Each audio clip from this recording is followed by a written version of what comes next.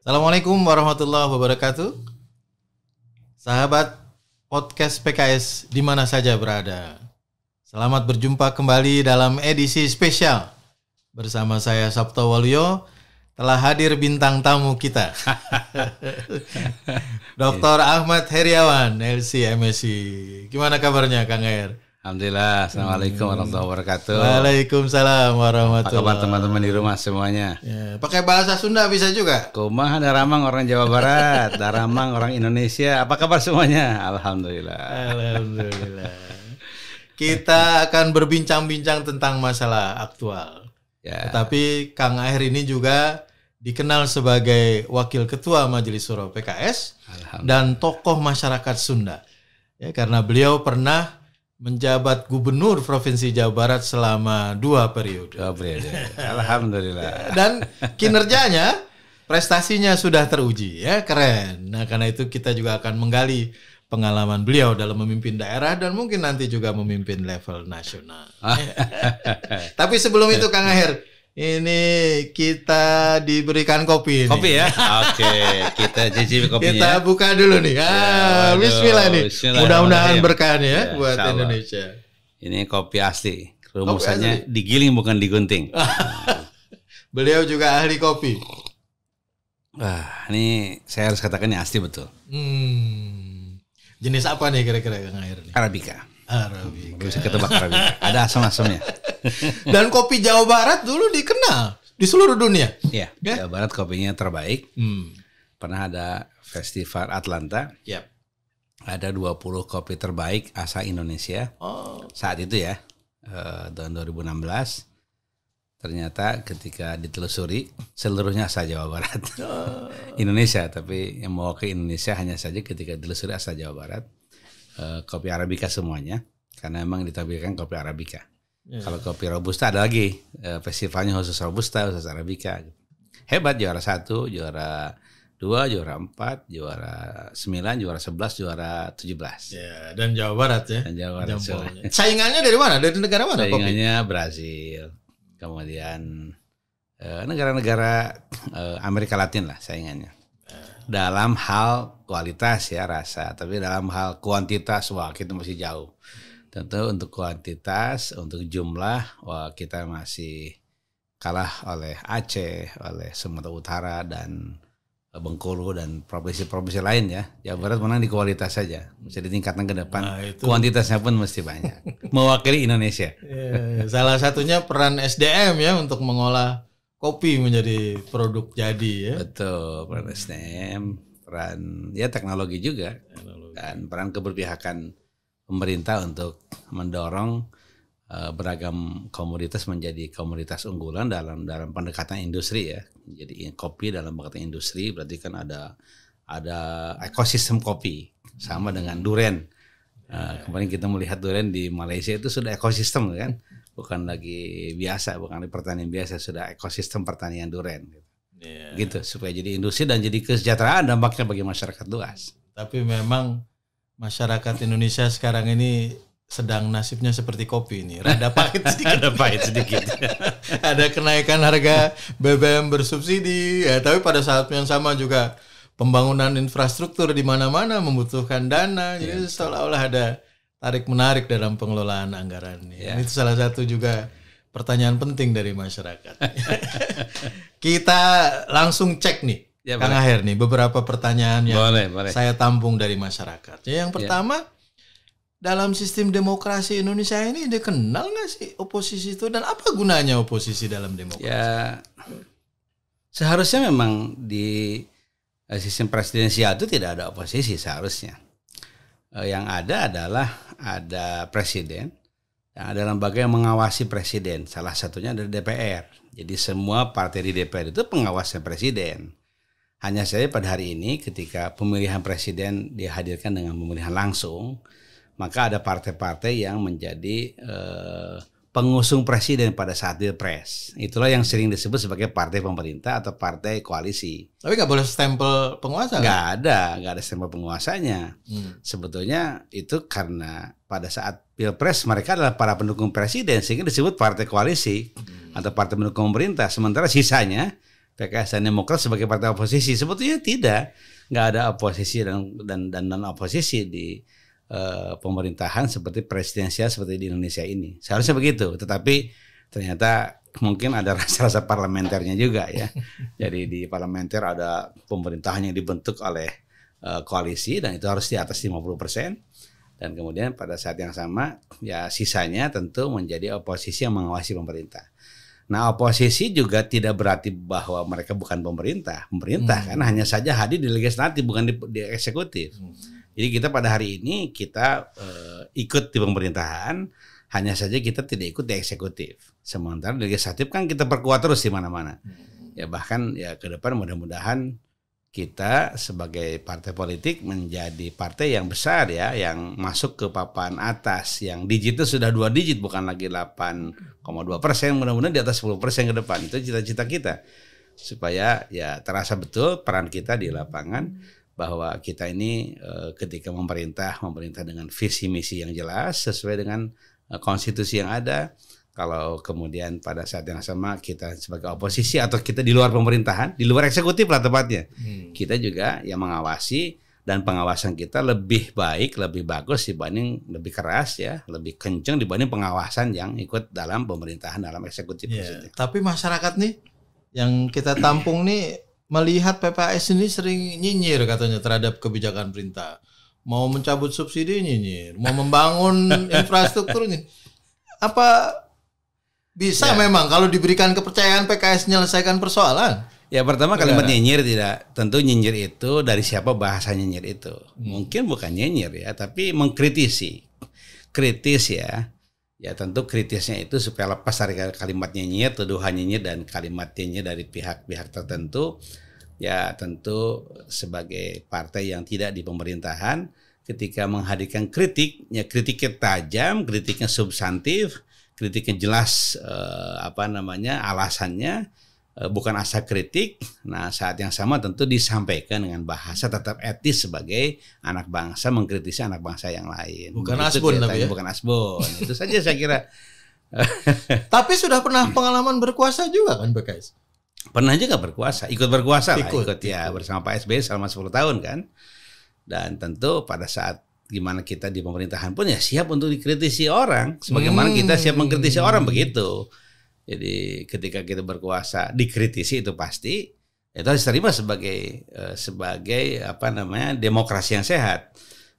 Dan pada saat yang sama ketika kita di luar pun atau di luar eksekutif tepatnya ya, bukan di luar pemerintahan, di luar eksekutif, maka ya pada saat itulah kita juga mengkritisi dengan kritis dan etis sekaligus. Nah saya kira kritis etis itulah sebab dalam etika, khususnya etika yang berbasis agama, kita kan ingin ketika mengkritisi itu kritik kita diterima sebagai sebuah solusi yang kemudian dengan kritik tersebut memang ada perubahan-perubahan yang terjadi ke arah kebaikan, diterima kritik kita. Tentu syarat diterima itu kan ya kritiknya harus disampaikan secara baik plus kritiknya substantif. Ya jelas-jelas ada alasan yang jelas, betul-betul beralasan, betul-betul argumentasinya sangat kuat, bisa bertanggungjawabkan. Nah kemudian mudah-mudahan dengan cara etis itu bisa berpengaruh pada pembagian kebijakan sehingga merubah kebijakannya kan gitu yang kita inginkan. Kebijakan kan? Untuk kepentingan publik misalnya. Kritik publik juga untuk kepentingan publik tentu. Karena cerita PKS atau cerita partai cerita publik seluruhnya kan, bukan cerita individu, bukan cerita organisasi, tapi cerita bagaimana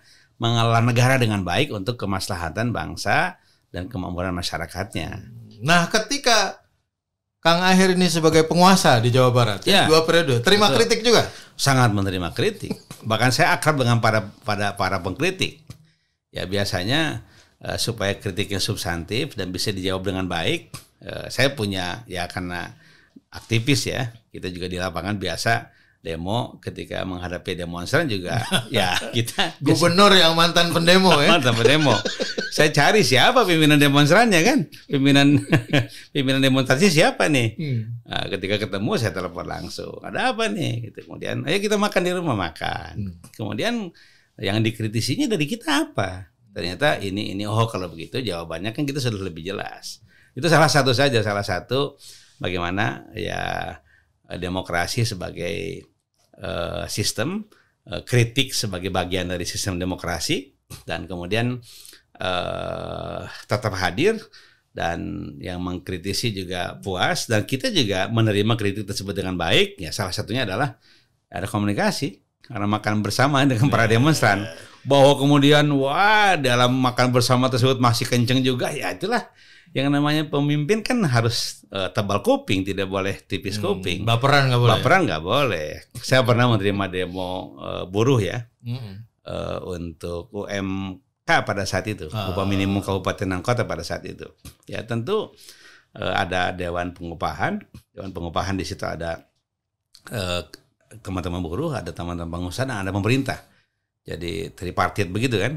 Ya tentu ada hitung-hitungan versi buruh, ada hitung-hitungan versi pemerintah. Nggak cocok kadang. Versi pengusaha nggak cocok. Pemerintah kan jadi penengah di situ. Nah kita cari garis tengah supaya nyaman bagi kedua pihak, baik pengusaha maupun bagi buruh. Tapi tetap aja kan kadang tidak ketemu kan. Nah untuk ketemunya bisa panjang itu. Saya pernah menerima demo, perwakilannya saya bawa ke ruangan dari mulai jam 2 siang sampai jam 4:30 sore ya. Kemudian dari mulai gontok-gontokan, saya terima pokoknya apapun. Tapi kan gubernur nggak mengerahkan aparat kan? Enggak, kita hadapi dengan baik. Mula-mula kita ngasih minum dulu, kasih makan dulu, habis itu baru dialog. Dialog pun masih kenceng kan? Dari mulai kenceng sampai kemudian sopan, sampai kemudian rangkul-rangkulan, sampai foto bersama. Itu, seperti itu. Itu pengalaman yang tak terlupakan itu, bagaimana menghadapi demonstran. Yang asalnya kan kalau kita nggak temui, mereka mau nginep di depan gedung sate waktu itu. Daripada kita nginep capek juga ngurusnya, mendingan kita terima. Kita sudah mengutus orang supaya menerima mereka. Tapi ternyata ya mereka juga memiliki tuntutan yang agak rumit untuk diselesaikan lewat para staf kita. Atau ada kepuasan tersendiri kalau menghadapi gubernur kan? Kalau waktu itu kalau dihadapi oleh kepala dinas, mungkin mereka tidak puas. Ya orang nomor 1 lah di provinsi. Tapi ketika diterima oleh kita, mereka perilakunya namanya buruh, rakyat kita kan tetap kenceng juga di awal-awal. Tapi kita ayomi terus sampai akhirnya tadi rangkulan, foto bersama, dan semuanya happy keluar dari ruangan tersebut. Kemudian semua kita terima. Kita semua menerima keputusan dari dialog tersebut. Jadi gubernur nggak boleh lari ya. Misalnya kemana gitu, meninggalkan gedung sate ya? nggak boleh. Harus terima demonstrasi. Ya. Nah, Kang Aher ini juga, Dr. Aher ini menulis naskah ya tentang Astagatra ya, betul. Ya, ketahanan nasional kita. Ya. Salah satunya adalah bidang politik dan juga bidang ideologi ya. Betul. Nah, pertanyaan yang juga sering diajukan masyarakat ini ya, PKS menjadikan Islam sebagai asasnya, asas berdirinya organisasi, dan kemudian juga mengkampanyekan partai Islam yang rahmatan lil alamin. Ya, betul. Apa memang bisa bertemu antara partai yang agamis, religius dengan partai nasionalis, Pancasilais? Ya. Ini kan bagian dari keberagaman. Keberagaman tidak saja hadir pada suku, tidak saja hadir pada agama, tidak saja hadir pada etnis kan, tapi juga hadir pada partai politik. Kan keberagaman juga, bahwa kemudian ideologi besar kita adalah Pancasila, itu kan kita sudah menerimanya. Gak ada persoalan sedikit pun di antara kita ya. Tapi pada saat yang sama, ketika hadir partai politik dengan ciri khas masing-masing, kan boleh terjadi ya. Oleh karena itulah kita pada saat dimana kita hadir sebagai partai Islam rahmatan lil alamin, itu jelas-jelas pasti bertemu dengan Pancasila kan.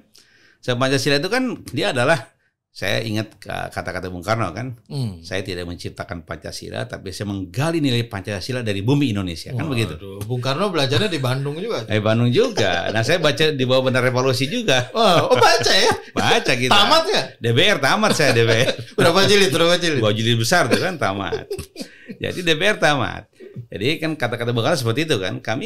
Saya hanya menggali Pancasila dari bumi Indonesia. Betul itu, karena sejatinya Pancasila kan kumpulan tata nilai kan yang bersumber dari agama dan kearifan lokal budaya yang ada, jadilah sebuah kesepakatan kita. Bahkan kesepakatan tersebut prosesnya panjang semenjak zaman persidangan di BPUPKI. Itu kan pertama kali Pancasila dibahas ya. Belum ada sebelumnya secara kelembagaan membahas Pancasila sebagai masa depan Indonesia, sebagai persiapan kemerdekaan. Ya betul. Disitulah kalau Bung Yudi Latif kan menelaah, di situ ada pertarungan ideologi pula di situ kan, sebagai bagian dari kebinekaan tentu saja. Yudi Latif ini ngomong-ngomong cendekiawan Jawa Barat juga. Jawa Barat juga, kita sering ketemu, sering ngopi juga dulu ya. Sekarang diulangi lagi, ngopi lagi dengan beliau nih. Betul ini. Jadi dikatakan ada 5 ideologi waktu itu. Ada nasionalis Islamis, ada nasionalis sekuler, ada nasionalis sosialis, ada nasionalis substansialis, ada nasionalis tradisionalis. Oh, semuanya nasionalis? Semua nasionalis. Oh, jadi nggak dikotomi Islamis? Sepanjang mereka di Indonesia dan ingin memakmurkan Indonesia, ingin membangun Indonesia, ya nasionalis namanya. Kecuali kalau dia membangun negeri lain, bukan nasionalis kan.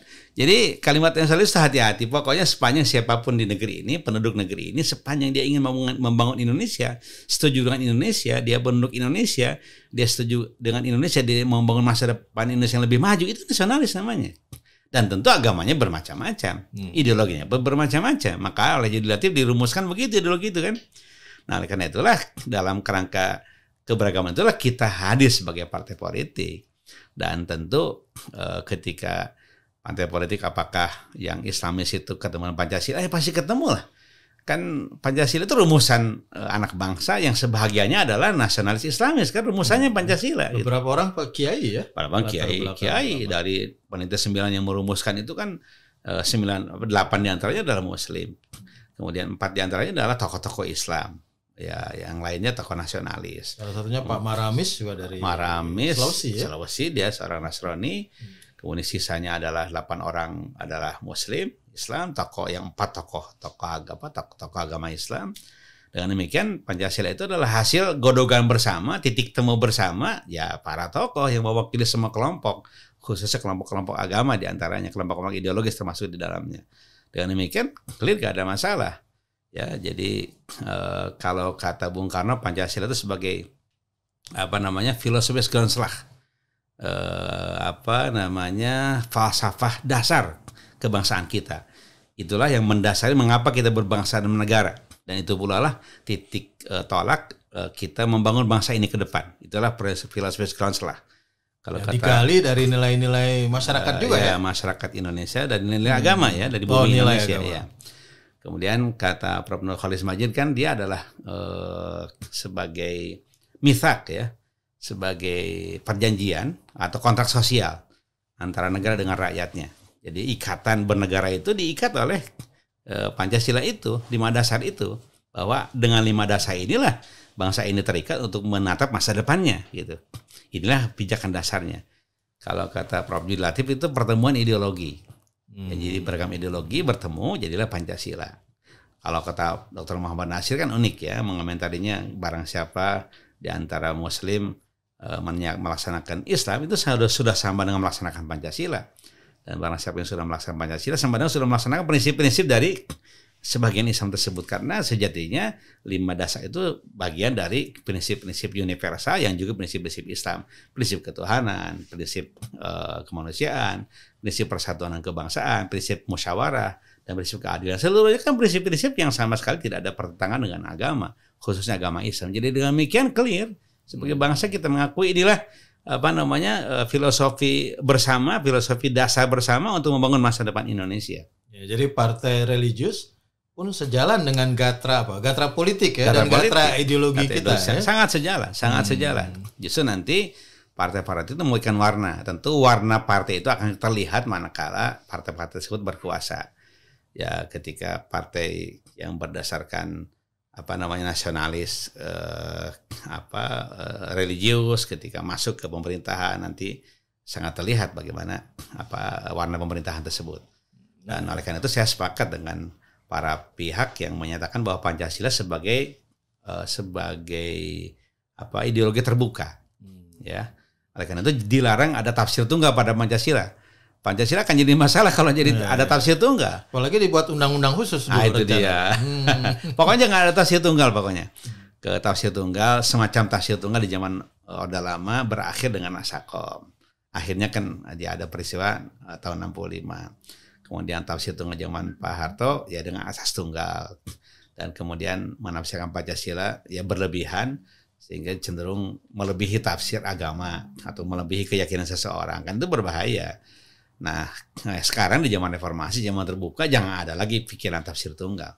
biar Pancasila ditafsirkan dengan beragam tafsir yang ada, sepanjang tafsir tersebut tafsir yang semakin memperkaya makna Pancasila, semakin memperkaya makna persatuan, semakin memperkaya ideologi kita sebagai ideologi yang menjadi ya titik temu beragam ideologi di dunia. Kita kan ya kapitalis bukan, sosialis juga bukan, yang ada adalah gabungannya kan. Kita ambil yang terbaik seluruhnya. Mudah-mudahan yang terbaik ini hadir dalam visi misi kebangsaan kita dan pembangunan kita menjadi yang terbaik ke depan sebagai bangsa. Kang Aher, Ya.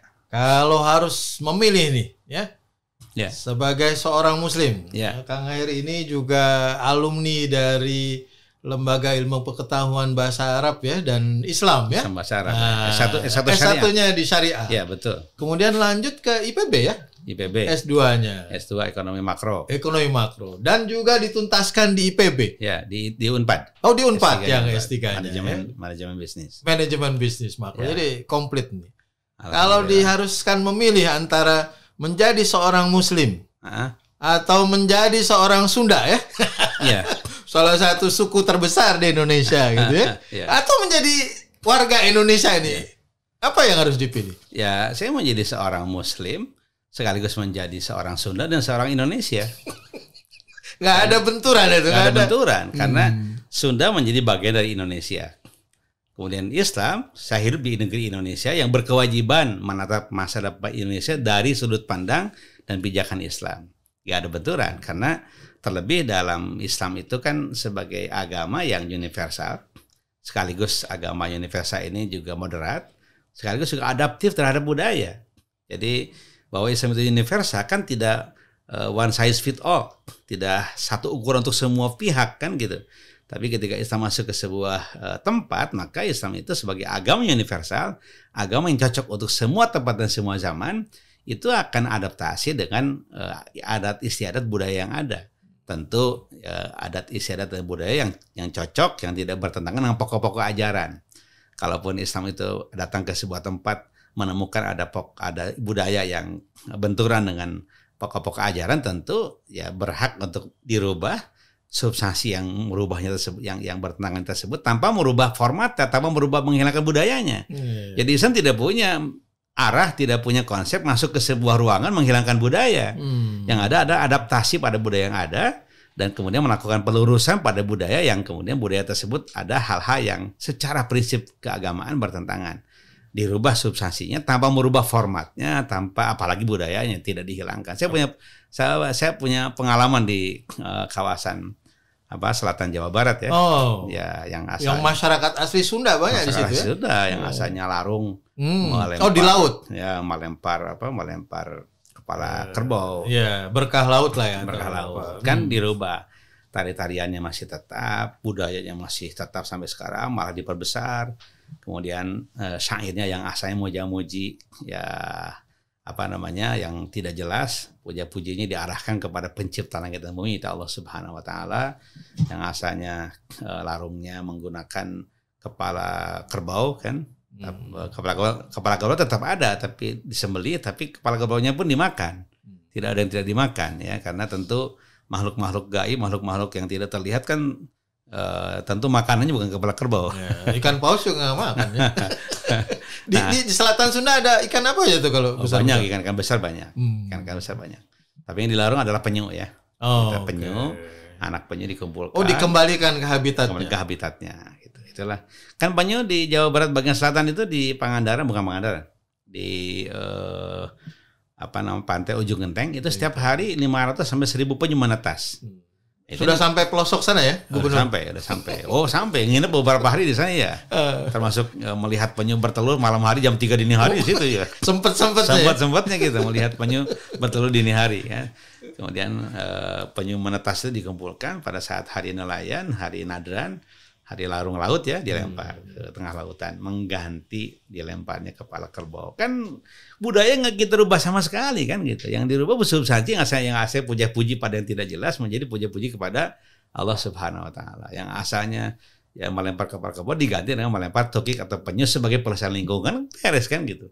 Kita tidak memutar budaya, yang ada adalah budaya yang ada dihidupkan tapi diluruskan sekaligus pada saat yang sama. Ya, ini Kang Aher nih. Kita sudah banyak berbincang dan beberapa pertanyaan masyarakat juga sudah terjawab. Ya. Ini sesi terakhir nih.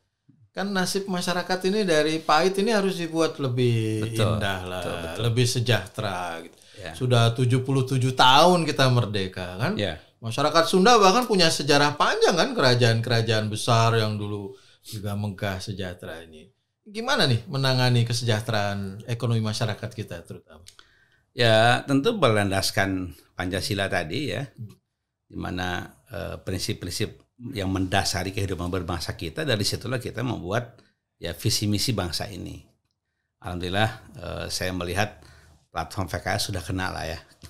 Platform PKS sudah kena, dilihat dari sisi prinsip-prinsip kebangsaan, berbangsa dan bernegara dari Pancasila sudah masuk. Itu platform PKS. Jadi udah siap ya kalau udah siap, secara konsep udah siap kita. Pada saat yang sama juga dari sisi maqasid syariah kita sudah terjawantahkan dengan baik dalam platform PKS itu. Dialah sebuah platform, sebuah tawaran proposal kita ya ketika kita memimpin negara ini. Ya tentu platform PKS akan terlaksana manakala kita jadi pemenang memimpin republik ini, baik memimpin di eksekutif maupun di legislatif. Tentu bukan berarti bahwa sekarang tidak bisa memperjuangkan apa yang kita inginkan dari platform kebangsaan kita, bisa, tapi tentu secara utuh bisa kita lakukan pada saat kita menjadi pemenang.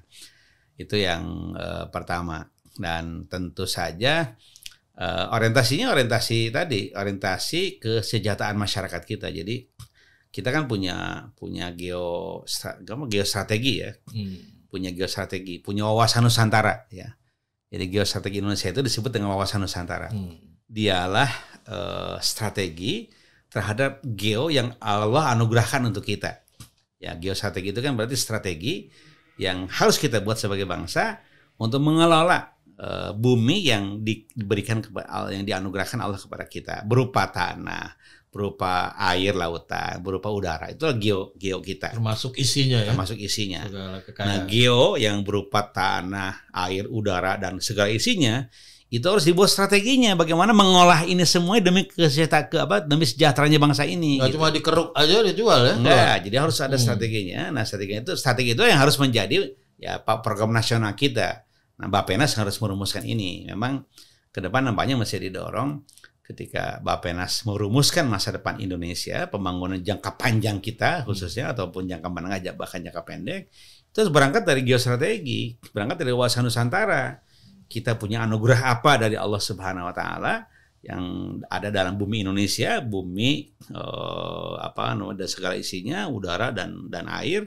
Nah, dibuatlah strategi bagaimana mengelolanya dengan baik demi untuk kesejahteraan bangsa ini. Kan begitu harusnya. Bukan cuma proposal jangka pendek ya? Bukan, harus jangka panjang, harus jangka panjang. Di antaranya ini.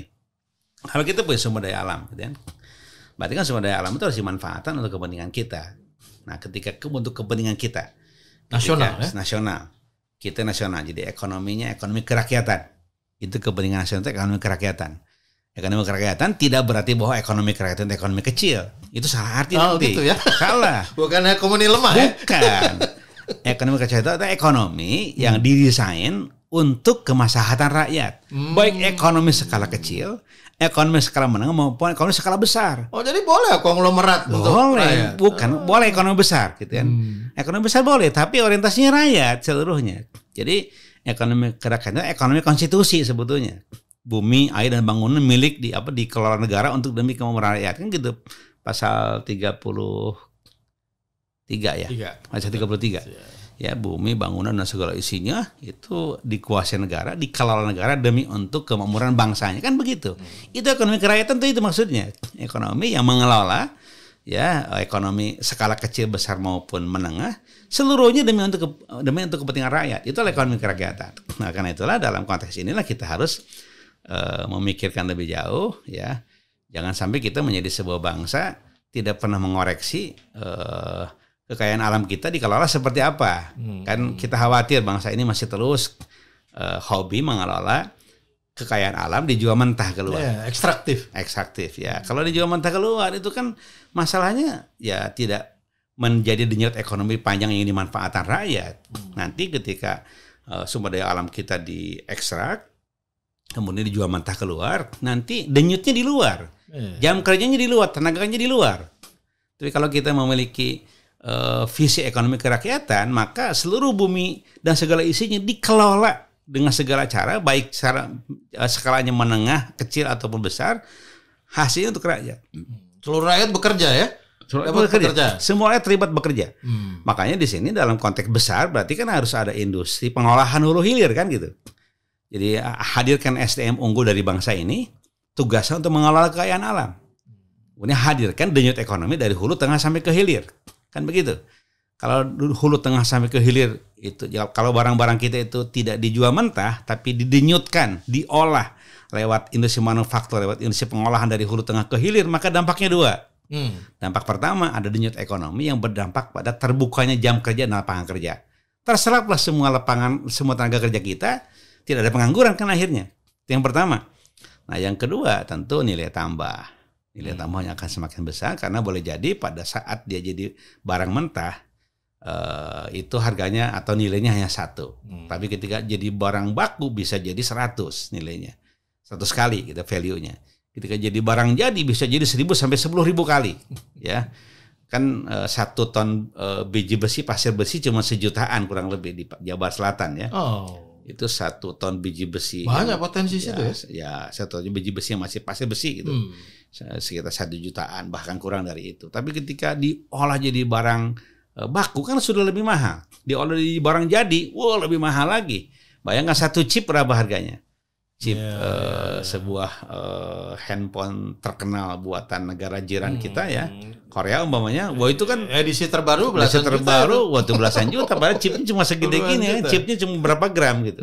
Itulah harga barang jadi. Oleh karena itu kita ke depan untuk menghadirkan kemakmuran itu, hadirkan ekonomi kerakyatan yang mengelola semua sumber daya, baik itu dikelola dengan cara ekonomi kecil, menengah maupun besar, seluruhnya didedikasikan untuk kemakmuran rakyat. Nah itu nanti kebijakannya akan terlihat ketika tujuan akhirnya kemakmuran rakyat. Salah satunya industri pengolahan itu. Bukan minyak mentah dijual keluar, tapi akhirnya kita impor minyak itu dia. Dengan harga lebih mahal. Itu dia. Dan akhirnya harga BBM subsidi. Itu dia. Itu persoalannya. Itu kan gara-gara kita tidak punya kilang. Itu kan termasuk ya industri logam. Industri logam kan logam dijual mentah keluar. Jadi sekarang kalau kita bikin industri otomotif jadi mahal harganya karena kita beli besi keluar, beli logam keluar kan.